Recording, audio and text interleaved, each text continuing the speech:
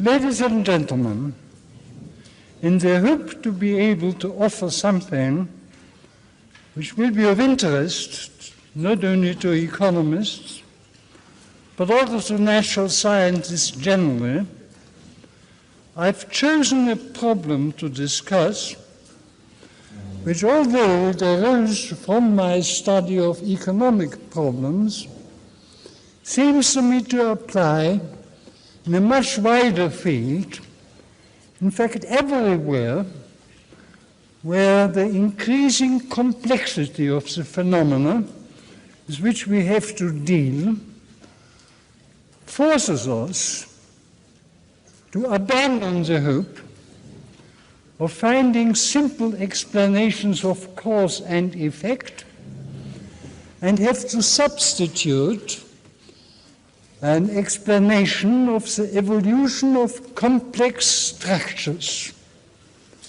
I like to speak in this connection of the twin problems of the spontaneous formation of orders and evolution, since it is usually an evolutionary process by which alone we can account for, but account to a very limited extent, to the existence of certain types of structures. In this sense, I can agree with what Sir John Hicks said yesterday, that the degree to which in these sciences we can make predictions is very limited. What I like to say in this connection, that we are confirmed to pattern predictions to the likelihood of the formation of certain structures without ever being able to make very special prediction of particular events. And in this sense, as Sir John Hicks indicated, we are sciences of a second order, but that we have in common with such an enormous field as the biological theory of evolution, which on the strict tests which Sir John has yesterday suggested will also not be a science, since it's not able to make specific predictions, and the same is true in our fields.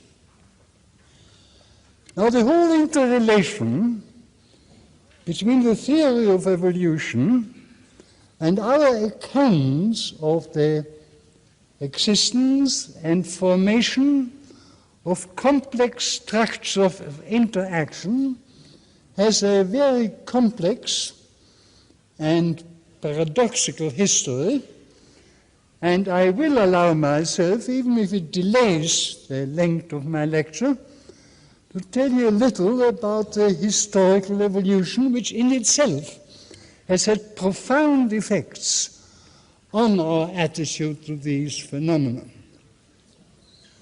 Of course, in recent times, the application of evolution to social phenomena has been rather and justifiably discredited when social scientists had to learn from Charles Darwin and developed something known as social Darwinism, as if the idea of evolution were originally an idea of the biological sciences, while in fact there's a much older tradition of evolution in the study of society, and it can be demonstrated that it was Darwin who borrowed it from the social sciences and not the other way around. And there's another deep connection which I want to say a few words.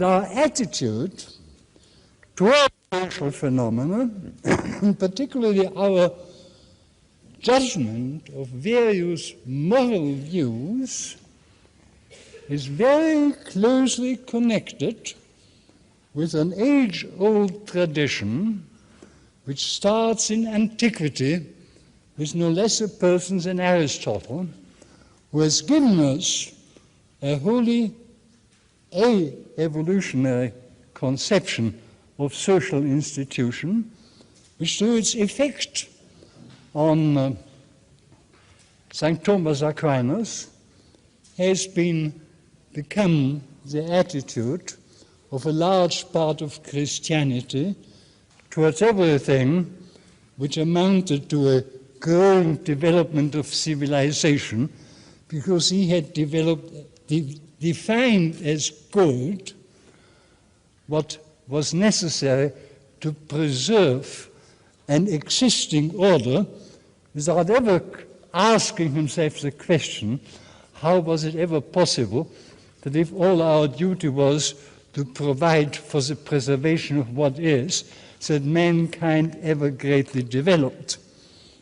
It has even been asserted by a modern economic historian that Aristotle could not have seen the problem of evolution and the problem of the connection of evolution with an operating market economy, because at the time when he lived, the market economy, as we call it, which is a result of evolution, did not yet exist. Now, on 2 points, I can give you rather interesting brief evidence, since my assertion that Aristotle did not possess any conception of evolution which prevented him from ever understanding social problems has remarkably been confirmed by the grand latest history of the biological sciences, one of the greatest history of any modern science which I've recently come across, Ernst Mayer's The Growth of Biological Thought, in which he, to my great satisfaction, since has been part of my argument for a long time, explicitly argues that the idea that the universe could have a development from an original state of chaos, or that higher organisms could have evolved from lower ones, was totally alien to Aristotle's thought. To repeat, Aristotle was opposed to evolution of any kind. Now that had a profound effect on his views about society, which we have inherited from him. The view which I've already suggested, that only that was good which served the preservation of existing institutions, and that he never asked himself how, in fact, in his very lifetime, Athens had about doubled in size, a largely increased population had arisen, but he detested the market as so many intellectuals did. But I will just give you another illustration of how lively the market at the time was, which comes from a contemporary of Aristotle, one of these writers of comedies of his time, of whom only fragments are preserved, but that particular one is especially amusing because Mr. Eubulus, as his name was, with the even then common attitude of the intellectuals to commercial affairs, expressed his contempt for the role of the market in a few lines which have been preserved, in which he tells us, "You will find at Athens things of all sorts and shapes for sale in the self-same place: figs, summoners, grapes, turnips, pears, apples, witnesses, sausages, honeycombs, roses, medals, chickpeas, water clocks, myrtles, lambs, bluebells, laws, impeachments, lawsuits, cards, bee stings, and the ballot box." Now that in a society in which the comedians could make themselves fun about the market in such a form, clearly the market was most active. Now, why did Aristotle not see it, and what effect had it?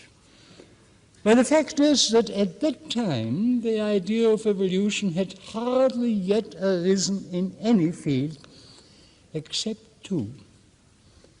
And the original insight of man, and the fact that his institutions have gradually grown, not as a result of intellectual deliberate design, but as a matter of a slowly growing tradition, existed even then in two fields, law and linguistics. Both, at least the ancient Roman students of law and linguistics, were fully aware that these institutions had not been deliberately designed by the human mind, but had grown by a process of evolution. And that was the concept of evolution remained for the next 2,000 years. But in the 18th century, things began to change. I mean, the first remarkable instance is at the very beginning of the 18th century, when a man called a Dutchman living in England called Bernard Mandeville began to study the formation of institutions and already pointed out the four paradigms, or paradigmata as I still prefer to call them, of these phenomena, the two classical ones of law and language, but adding to them morals, money, and the market. David Hume was a great figure who took over from Mandeville this idea and created the tradition of Scottish philosophers, and particularly and basically relevant to what I shall have going to say, had the deep insight that human morals are not the design of human reason.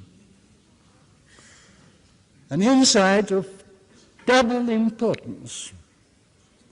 It followed for him that if a human reason was not a design, if human morals were not a design of human reason, it also followed that reason, science, did not allow us to judge human morals.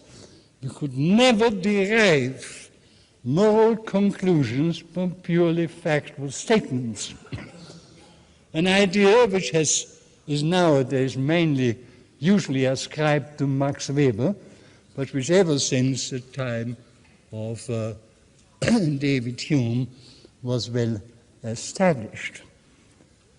But in this connection, of course, he arose the problem, what were our morals really due to?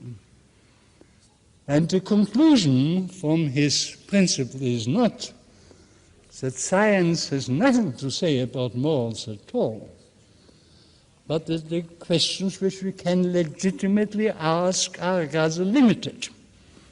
A question which we can still ask, which we can demand an answer from science, is, what are the morals which we have inherited due to? How came it about that we developed those morals and other others? And secondly, and clearly connected with it, the second question, which is also a scientific question, what have these morals done to us? What has been the effect of mankind developing this particular kind of morals? As a field in which I, as an economist, had to pursue these problems, where they're of enormous importance, is the field of the morals of property, honesty, and truth. They are all moral rules which are not the creation of human design, which on the Humean terms we cannot scientifically say whether they are good or bad, unless we look at them from the point of view of what effect they had on the development of humankind, of the number of humans and of their civilization. This remains a basic question. Yet at the same time we must be aware that the very tradition of civil, or as we usually say, private property, is that part of our morals which is the most disputed and disliked. And that is due to the fact, or politically opposed, and that is due to the fact that it truly is a tradition which is neither natural in the sense that it is innate in our physical makeup, nor artificial in the sense of being deliberately made by human reason. Because as the Scottish philosophers of the 18th century so clearly understood, man had never deliberately made his society. Indeed, when we look back at history, we find that these traditions, never rationally justified, were preserved in a variety of groups or communities because they were confirmed by supernatural beliefs, not scientific reasons, but beliefs which I think I ought respectfully to call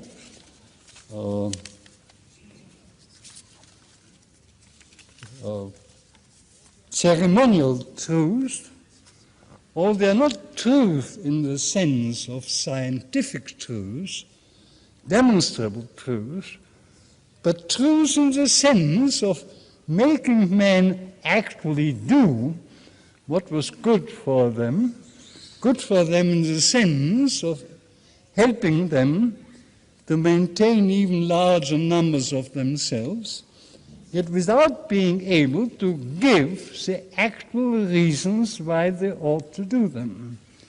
Truths which stand between the natural insights, which are innate in us, and the rational insights, which we construct from our reason, but which belong to the intermediate field of tradition, which is a result of a product of selective evolution, in many ways similar to the selective evolution of which for the first time we got a full theory developed by Charles Darwin and the Darwinian school, but in fundamental respects different from it.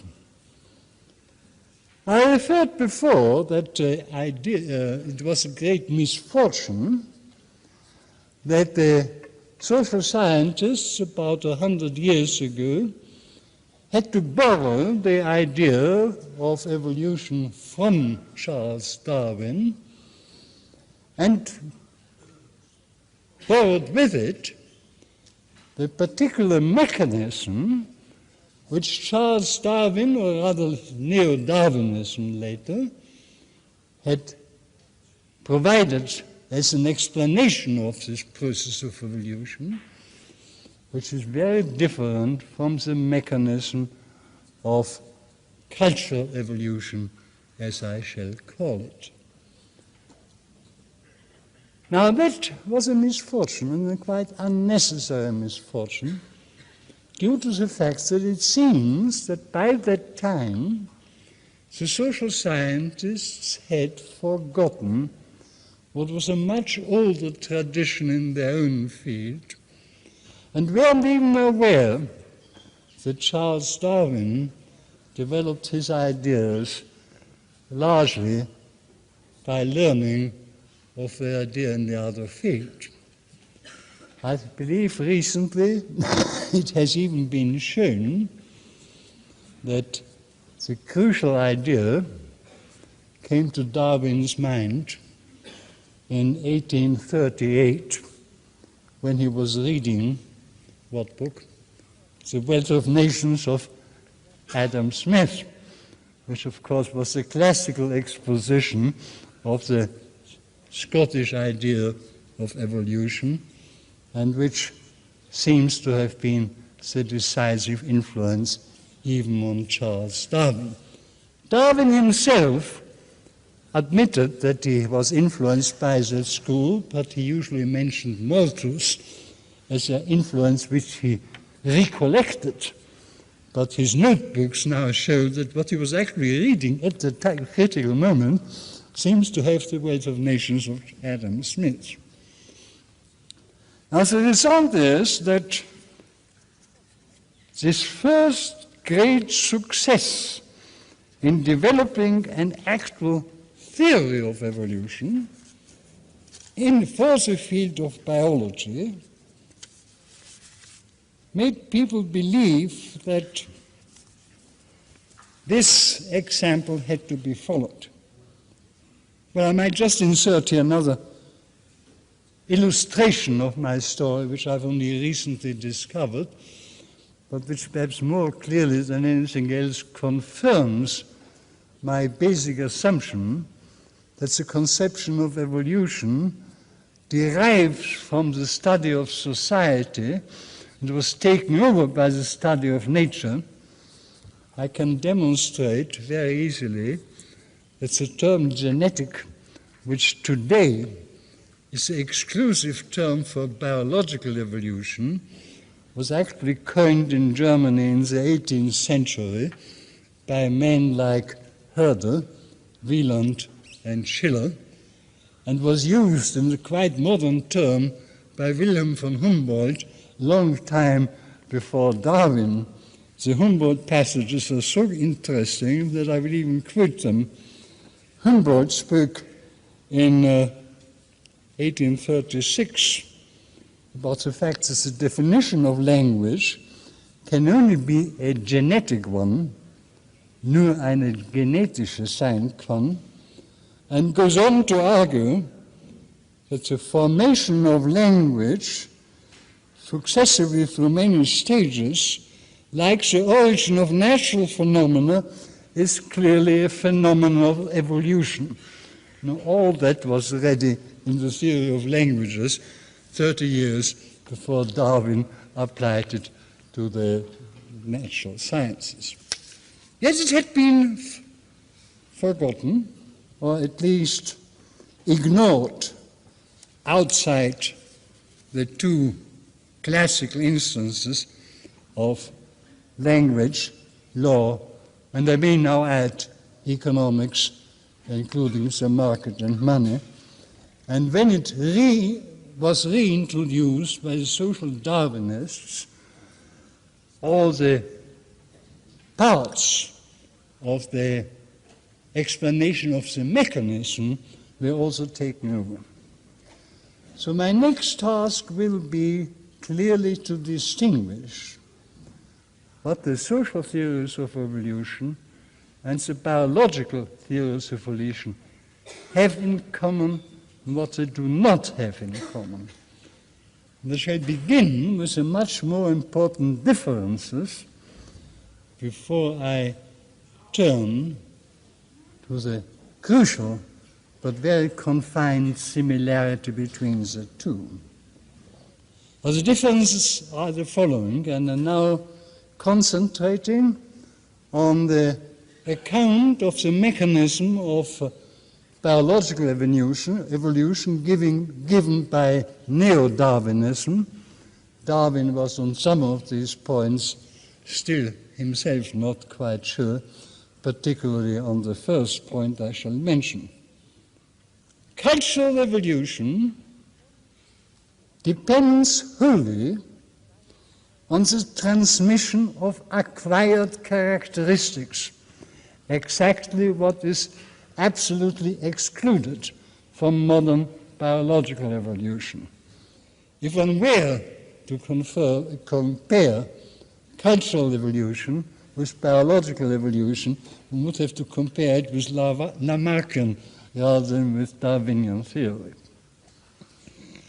Number two, the transmission of habits and information from generation to generation in cultural evolution does, of course, not only pass from the physical ancestor to the physical descendants, but in the sense of cultural evolution, all our predecessors may be our ancestors, and all the next generation may be our successors.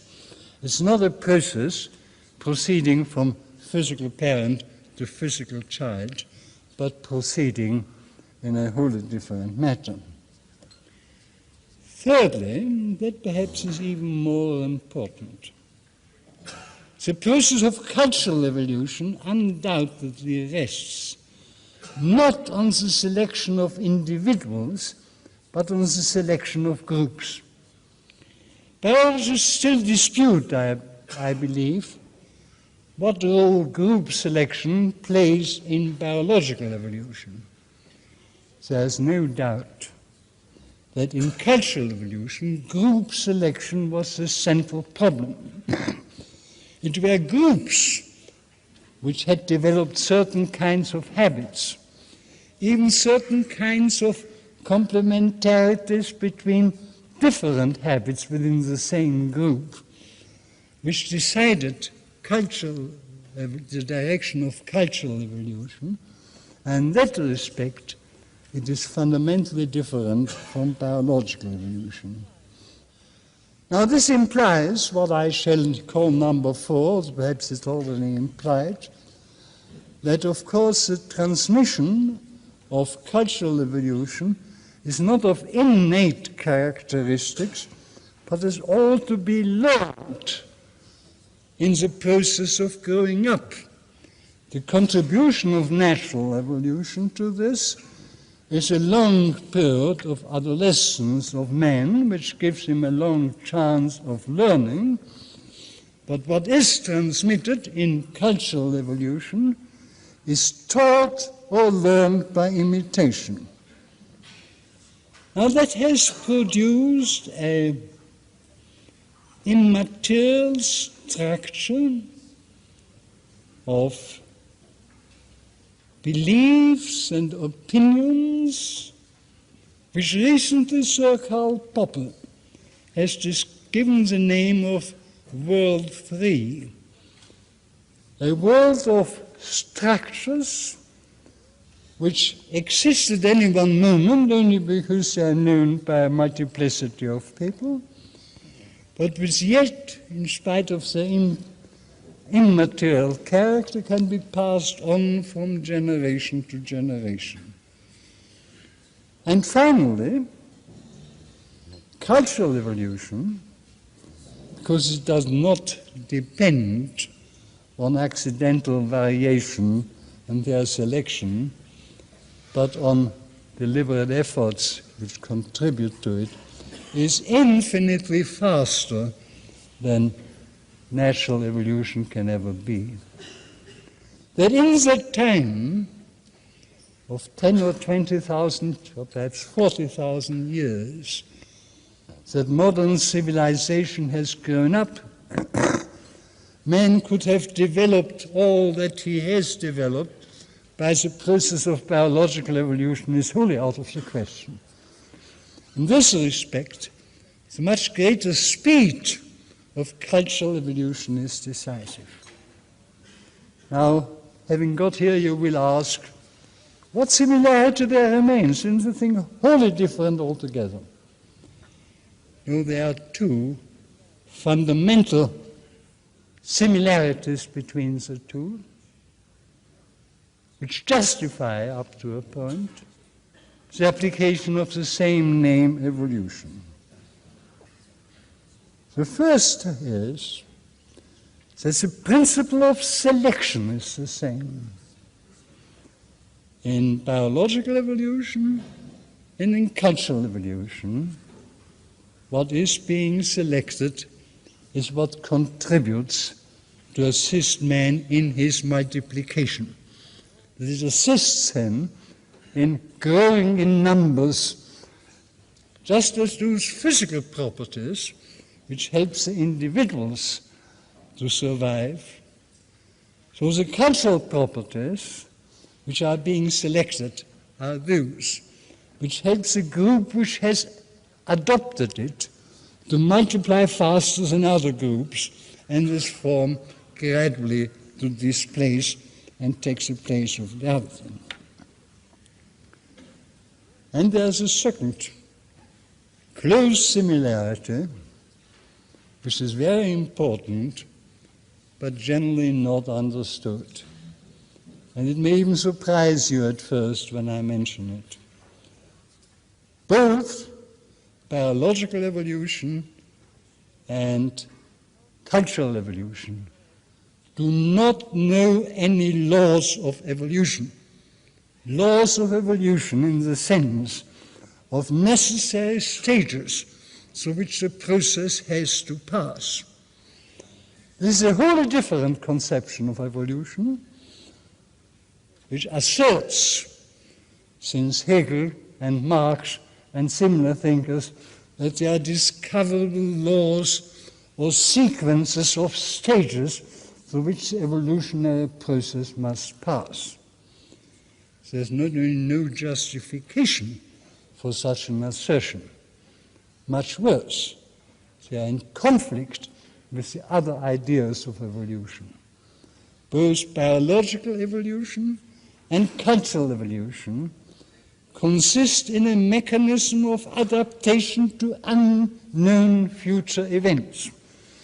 Now, if this is an adaptation to unknown future events, it's wholly impossible that we should know laws it must follow, because this development is, by definition, determined by events which we cannot foresee and not know. Now that brings me to what ought to have been my central subject, but for which I'm afraid I will not have as much time now as I would like to have. What is the essential subject of the cultural evolution to which I attach such importance? As I indicated before, there are two general characteristics which all civilizations which have survived and expanded have so far possessed, and against which all revolutionaries have at all time protested. This is the tradition of severus, I prefer to call it, or privatus, I prefer to call it several property, and the tradition of the family. Now, I haven't time here to consider any further the tradition of the family. It would be a much more difficult problem, because I believe there are changes in our factual knowledge which will probably lead to fundamental changes in the tradition of the family.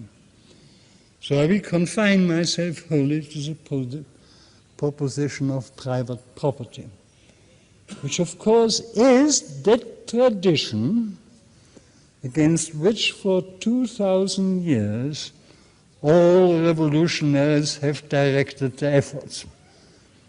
Nearly all religious reformers, with very few exceptions, invented a new religion which abolished several property and usually also the family. But none of these reformers, or none of these revolutionary religions which constantly crop up, have ever lasted for more than 100 years. And I think the most recent one of that type which we also must regard as such a religion opposed to property and the family, that of communism, has not yet lasted for its 100 years, and I very much doubt whether it will reach its 100 years.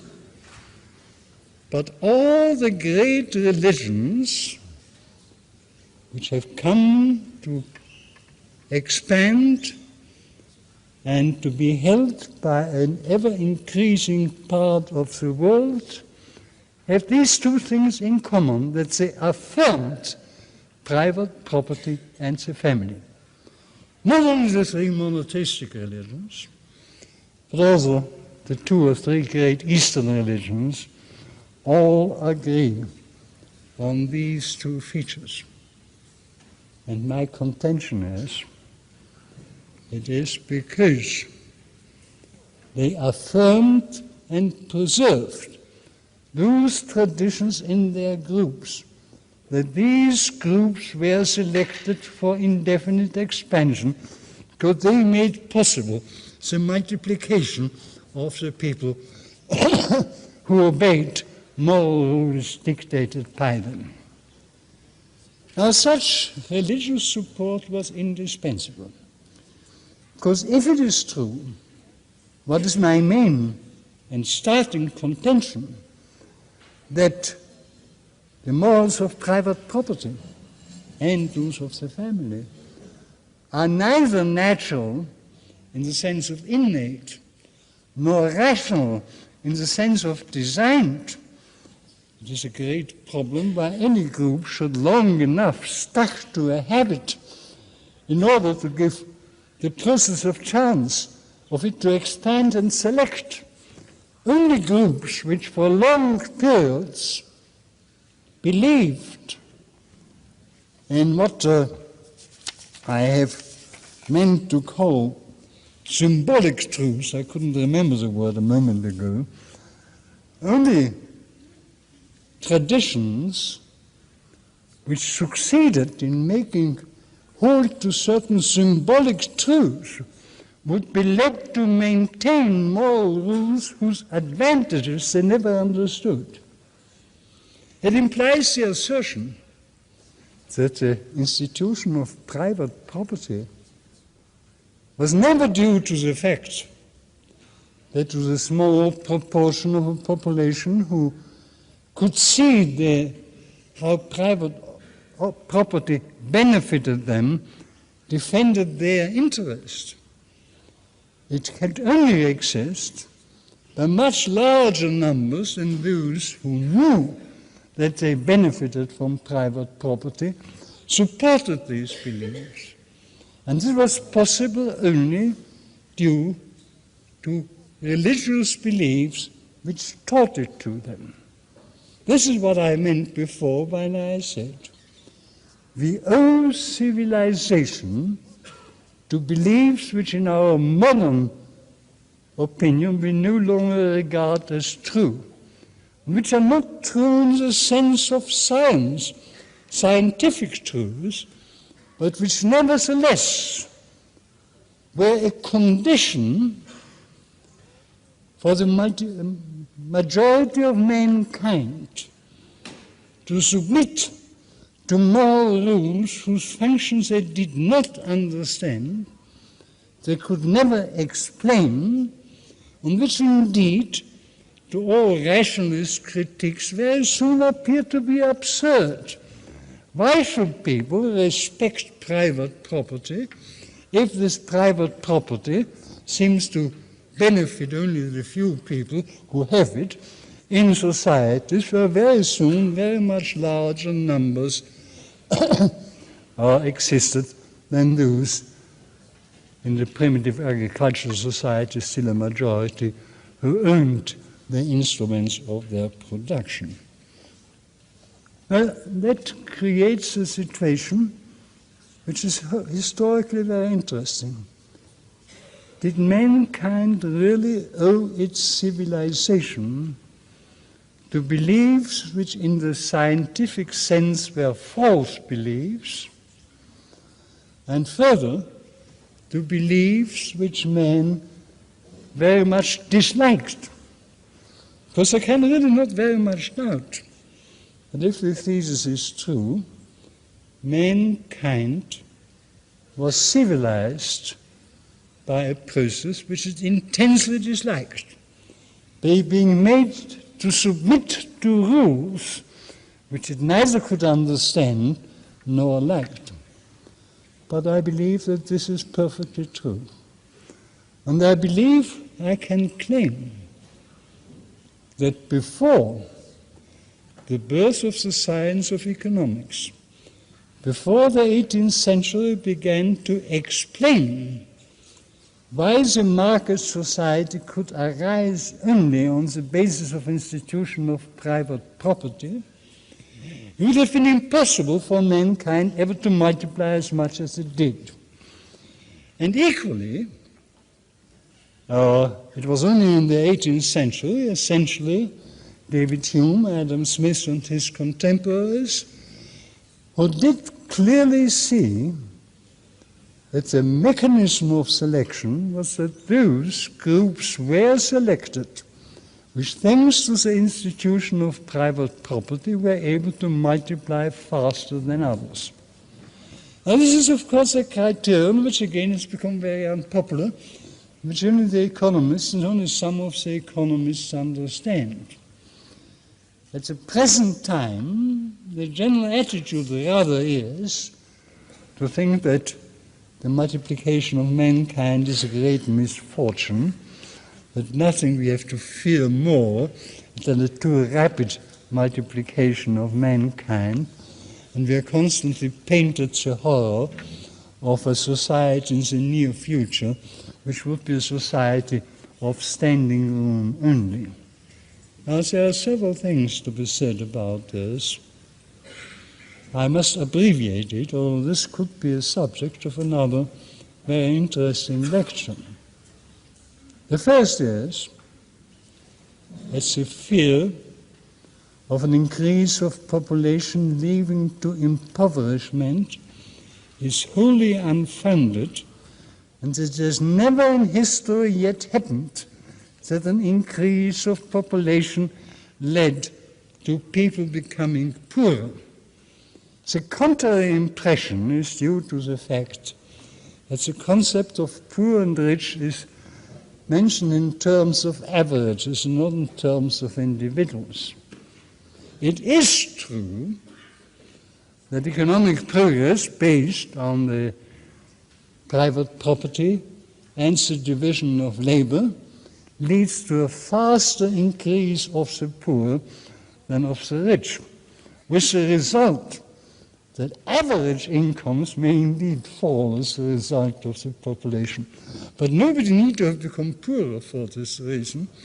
It only means that the poor have increased more than the rich, that therefore the average is brought down, but nobody has been pulled down by the result of this development. Now, the explanation of this, both of the actual fact and the mistake, which derives largely from Malthus, is that with an increase of population, human labor must also be subject of decreasing returns. That would be true in a world like the one on which Malthus was largely thinking, where human labor was uniform and nearly all people were working in agriculture. And in such a society, indeed an increase of population would lead to a reduction of the product per unit of labor. But the great benefit of an increase of population is that it makes possible a constant differentiation of human activities. An increase in the quantity of men is not an increase in the number of one factor of production. It's a constant growth of new, additional, and different factors of production, which in collaboration can produce much more. It seems, indeed, that in a way, the increase of population, where it leads to an increase in civilization, brings increasing rather than decreasing returns. Let me repeat, there is no evidence that ever in history an increase of population has led to a real impoverishment of the existing population. There are 2 or 3 special cases which I must mention. It has, of course, happened that when other circumstances destroyed the source of income which made an increase of population possible, great poverty resulted. The classic case, of course, being Ireland in the 19th century, which on the potato had to increase its population to something like 4 times what it had been before. When the potato disease struck, removed the source of their income and led to the result that this greatly increased population could no longer be nourished. Another case, which one must consider separately, and that I think ought to give us cause to serious reflection, that there are instances, and we are now creating instances, where an increase of local population is due not to an increase of that population to produce more, but to foreign help, and that in instances where probably there will never be space or food for a larger home-produced population in these places. I can give you as instances the much-quoted instance of the region immediately south of the Sahara, the so-called Sahel regions, which are clearly not able now to feed their population and which we are exhorted to help to feed. With the result, of course, that we cause there further increases of population, which will be our responsibility, because from all one knows, they will never have an opportunity in their own region to produce enough. I think that raises extremely serious problems for our present policy of help to some underdeveloped countries. Now, all this changes, of course, our aspects, our attitude to policy in a great many ways. But the crucial one is still the one towards the necessity and essential condition of the institution of several property, and in particularly several property in the means of production as an indispensable instrument of preserving the present population of the mankind. Half the mankind, at least officially, we are told, believes in the opposite. Believes that it is by abolition of the institution of several property that we not only can still maintain the present population, but that we can provide for it better than we did. Now, if what I have said is right, if it is true, but I could only hint at, that several property is the indispensable basis of that utilization of widely dispersed knowledge on which the market economy rests, it means that the opposite view, chiefly represented by communism, would lead not to an improvement of the population, would probably bring it about that something like half the present population of the world would die. We have, of course, very significant illustrations of this. Quite a number of countries who were great exporters of food, so long as they were operated on a market economy, not only Russia, but also Argentina and others, are already no longer able themselves to maintain their own population, which has not increased a great deal, nothing like as much as the population in the West. But the final conclusion is therefore what seems to be a political conclusion, a conclusion about the consequences of two alternative ethical systems to which the two halves of the world now adhere. If it is true that we can maintain even the present population of the world only by relying on that whole system of market economy resting on the several properties in the instrument of production, and that its abolition would lead to something like a large proportion of mankind dying of hunger, that would seem an undesirable result, even if the scientist is not allowed to call it undesirable. I can say a result which most people would not desire if they knew it. And it allows a conclusion, which I am afraid I will draw, even at the risk of totally discrediting this glorious meeting of scientists here, that the contrary view, which believes that we can do better in maintaining the present population of the world by abolishing several property, is well meant but very foolish. Thank you.